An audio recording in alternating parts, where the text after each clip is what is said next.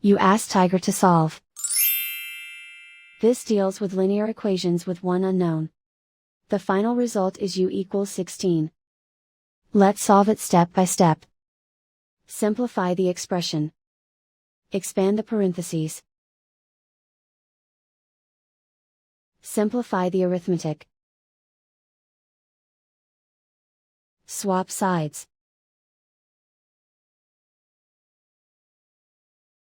Group all constants on the right side of the equation. Subtract 38 from both sides. Simplify the arithmetic.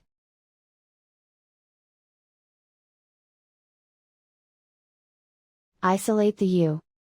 Divide both sides by -2. Cancel out the negatives. Simplify the fraction.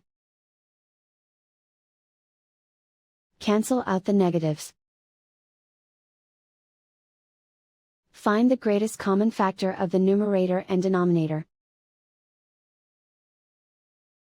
Factor out and cancel the greatest common factor. And so the final result is u equals 16.